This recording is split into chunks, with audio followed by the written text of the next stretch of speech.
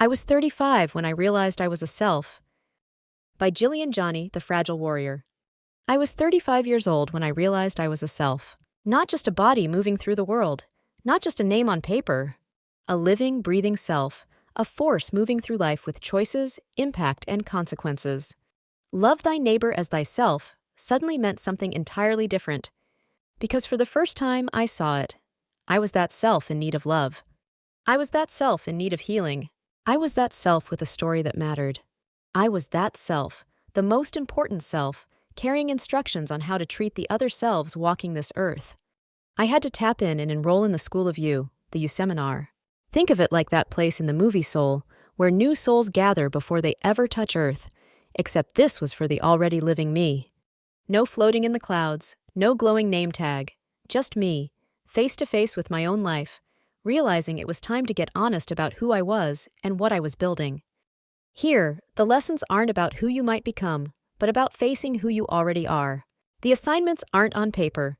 They're written in your patterns, your habits, your reflection in the people you impact every day. In that school, I learned something uncomfortable. I was the same self I avoided in society. Not every day, but enough days.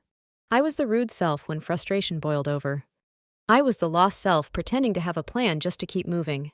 I was the child I criticized, stubborn, slow to listen, quick to justify. I was the unreliable worker, making excuses for being late or calling out after the shift had already started. I was the dreamer who dropped the vision when fear got loud. I was the professional who stayed quiet when I should have stood up. I was the friend who spoke more than I listened. I was the family member who didn't show up enough. I was the consumer. I was the producer. I was the traffic jam and the driver pounding the steering wheel inside it. I was the storm that blew in without warning. I was the neglect, the noise, the absence. But I am nature in its calm and in its force. I am the road and the one who walks it. I am earth under your feet. I am energy in motion. I am matter that shapes worlds. I am light that breaks through. I am. At 35, I realized, I am everything I complain about in other selves on this planet called Earth. And that realization didn't make me weak. It made me unshakable.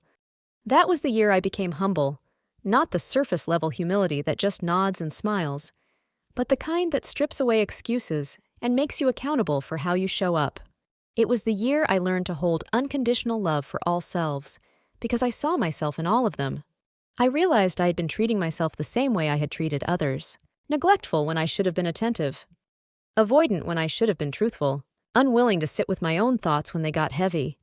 I stopped answering the phone for myself. When my higher self was calling, I ignored it. When the source was calling, I let it ring.